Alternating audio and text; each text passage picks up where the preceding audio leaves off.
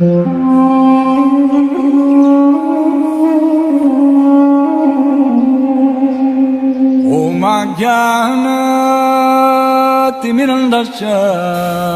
I am stressing. हरे कृष्णा। तो एक समय की बात है, एक राजा था, बहुत ही अमीर राजा। उसके पास बहुत बड़ा राज्य था और उसकी बहुत ही रानियां थी, बहुत ही उसके पास धन दौलत ऐश्वर्य और काफ़ी उसके पास नौकर चाकर और बहुत बड़ी उसके पास एक सेना थी। और वो अपने राज्य से, अपनी रानियों से और यहाँ तक कि अपनी राज्य की जो प्रॉपर्टी थी उससे इतना आसक्त था कि वो भगवान को भूल चुका था। तो एक बार क्या हुआ, उसके राज्य में, उसके दरबार में एक साधु आया। अब साधुओं का क्या काम होता है? साधु लोगों को भगवान के बारे में ज्ञान देते हैं और उनको बताते हैं कि जीवन का गोल क्या है, जीवन का लक्ष्य क्या है। तो जब वो साधु राजा के दरबार में आया तो साधु ने चाहा कि वो राजा को भगवान के बारे में बताए। He wanted to enlighten the king about the God and about the goal of life.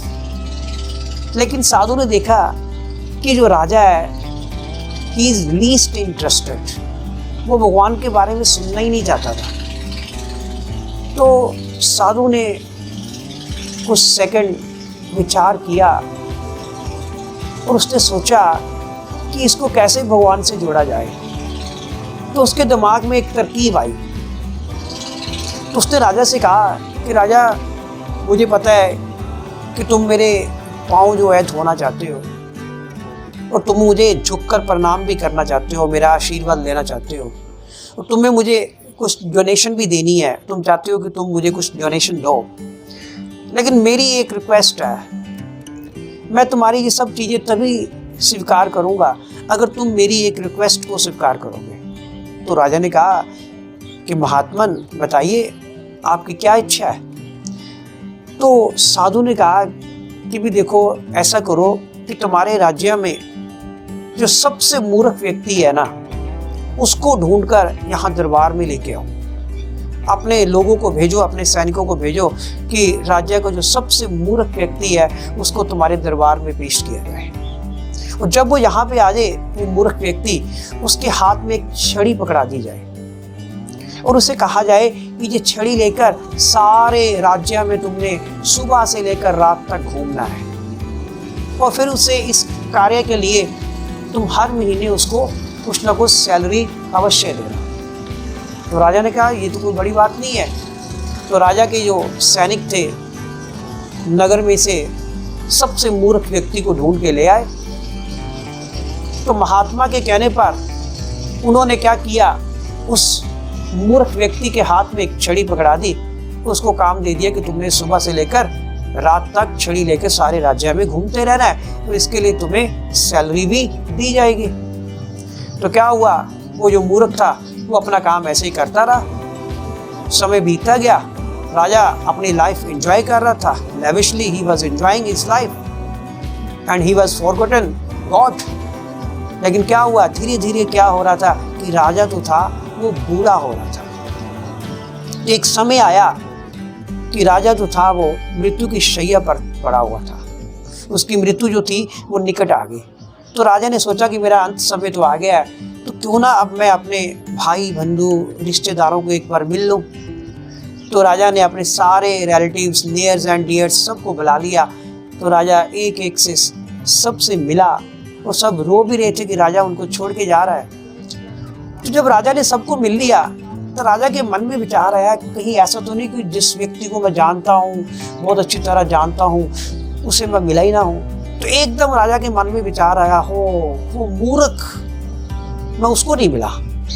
तो राजा ने उस मूर्ख को बुला लिया राजा ने। तो वो मूर्ख राजा से मिलने आ गया।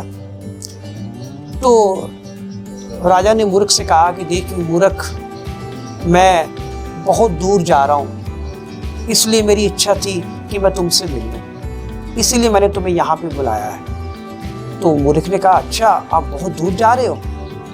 तो उन्होंने कहा, उस मूर्ख ने महाराजा से कहा कि महाराज क्या आप मुझे अपने साथ नहीं लेके जा सकते, मुझे भी अपने साथ ले जाइए। तो राजा ने कहा कि नहीं, तुम मेरे साथ नहीं जा सकते। अच्छा, मूर्ख ने कहा कि हो सकता है कि आपने अपनी रानियों को साथ लेके जाना होगा, इसीलिए आप मुझे अपने साथ लेके नहीं जा रहे। तो राजा ने कहा नहीं मूर्ख, तू मूर्ख का मूर्ख ही रहा ना, रानियाँ भी मेरे साथ नहीं जा सकती, जहाँ मैं जा रहा हूँ वहाँ मेरे साथ मेरी रानियाँ भी नहीं जा सकती, यहाँ तक कि मेरे पुत्र भी मेरे साथ नहीं जा सकते, यहाँ तक कि मेरा कोई रिश्तेदार भी वहाँ नहीं जा सकता। तो मूर्ख ने कहा अच्छा, तो आप इतनी दूर जा रहे हैं कि कोई आपके साथ नहीं जा सकता। तो कहते फिर ऐसा करो कि आप इतनी दूर जा रहे हो तो मैं आपके लिए एक घोड़े का, एक रथ का अरेंजमेंट कर देता हूँ आपके मिनिस्टर को कह के। तो राजा को गुस्सा आ गया, अरे कि तू वाकई तुमने प्रूव कर दिया कि तुम मूर्ख है। जब मैं तुम्हें कह रहा हूँ मेरे साथ कोई जा नहीं सकता, तो ये रात तो ये घोड़े कैसे जा सकते हैं। तो मूर्ख ने कहा अच्छा, आपको वहां पर पैदल जाना पड़ेगा, फिर तो आप थक जाएंगे, इतना लंबा सफर आप पैदल अगर तय करेंगे तो आप तो थक जाएंगे, आपकी टांगें दर्द होगी, आपको वीकनेस हो जाएगी। तो फिर आपको कुछ ना कुछ रास्ते में खाने के लिए कुछ सामान तो रखना पड़ेगा अपने साथ, आपके पास कुछ पैसा भी होना चाहिए। तो मैं आपके मिनिस्टर से कहता हूँ कि कुछ खजाने में से पैसा जो है निकाल के वो आपको साथ दे दे। तो राजा को गुस्सा आ गया, राजा ने कहा वाकई तू मूर्ख है, तू कभी समझ ही नहीं सकता, तभी तुम्हें महामूर्ख कहा जाता है। मैंने तुम्हें कहा कि मेरे साथ कुछ नहीं जा सकता, यहाँ तक कि एक सिंगल कॉइन भी मेरे खजाने का मेरे साथ नहीं जा सकता, तो खजाना कैसे मेरे साथ चला जाएगा। तो मूर्ख ने कहा अच्छा। तो फिर राजा ने कहा कि हाँ मेरे साथ कुछ नहीं जा सकता। मूर्ख ने कहा कि महाराज ना तो आप अपनी वाइफ्स को, अपनी पत्नियों को साथ लेके जा सकते हो, ना ही आप अपने पुत्रों को साथ लेके जा सकते हो, ना अपने सारा जीवन जितना धन इकट्ठा किया आप उसको अपने साथ लेके जा सकते हो। तो ये तो बड़ी हैरानी वाली बात है, मुझे ये बात समझ नहीं आ रही।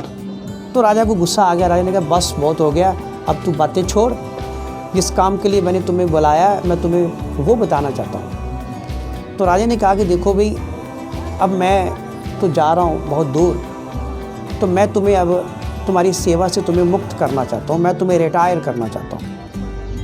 तुमने एज ए मूर्ख, बीइंग ए मूर्ख, तुमने बहुत अच्छी सेवाएं निभाई, अब मैं तुम्हें रिटायर करता हूँ और इसके लिए तुम्हें मैं पेंशन भी देता हूँ, एक रहने के लिए अच्छा सा घर भी देता हूँ। तो तुम्हारा एक काम है कि जाते जाते तुम्हें रिटायर होते होते तुमने क्या करना है, तुम्हें मुझे अपनी तरह एक अच्छा सा मूर्ख ढूंढ के देना है जो तुमसे भी ज़्यादा मूर्ख हो।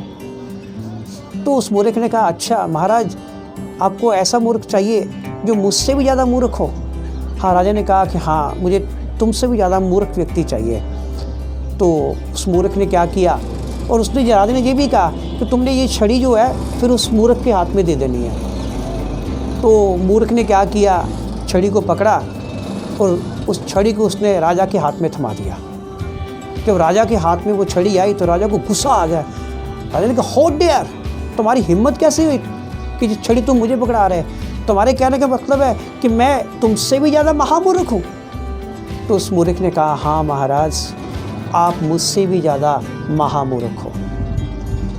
क्यों? क्योंकि आप खुद कह रहे हो कि मैंने सारा जीवन धन कमाया, मेरी इतनी रानियाँ थी, इतने मेरे बच्चे, और फिर आप कह रहे हो कि मैं इसको अपने साथ लेके नहीं जा सकता, कोई भी चीज़ आपके साथ नहीं जा सकती। तो इसका मतलब क्या है, आपसे ज़्यादा महामूर्ख कौन होगा। ने कहा कि महाराज आप अपना सारा जीवन लेविशली बिताते रहे, एंजॉय करते रहे, और आपने अपना सारा जीवन व्यर्थ गवा दिया। क्या आपको ये नहीं पता था कि एक दिन मृत्यु आएगी, और जब मृत्यु आएगी क्या आपको ये नहीं पता था कि आपको अपनी पत्नियों, आपके पुत्रों, ये सारा धन, सारा राज्य, जितनी भी प्रॉपर्टी आपने इकट्ठी की है, इस सब को छोड़ना पड़ेगा। क्या आपको ये नहीं पता था कि एक छोटी सी सुई भी आपके साथ नहीं जा सकती। आपको पता था, लेकिन आप सारा जीवन मूर्ख बने रहे, और आपने कभी ये जानने का प्रयास ही नहीं किया कि मेरे जीवन का लक्ष्य क्या है, मरने के बाद मैं कहाँ जाऊँगा, भगवान कौन है, मेरा भगवान के प्रति क्या मेरा कर्तव्य बनता है। आपने कभी ये जानने का प्रयास ही नहीं किया। मैं कौन हूँ, मेरा यहाँ पे जन्म क्यों हुआ, मैं इस संसार में क्यों फंसा हुआ हूँ। आपने इन प्रश्नों को जानने का कभी प्रयास ही नहीं किया। तो इसीलिए मैं आपको महामूर्ख कह रहा हूँ कि आपने अपना सारा मनुष्य जन्म जो है ऐसे ही व्यर्थ गवा दिया। इसलिए जो लोग मनुष्य जन्म पाकर भी अथातो ब्रह्म जिज्ञासा, ऐसी जिज्ञासा ही नहीं करते, ऐसे प्रश्न नहीं पूछते, ऐसे प्रश्नों का उत्तर जानने का प्रयास नहीं करते, वो लोग महामूर्ख हैं। हरे कृष्णा।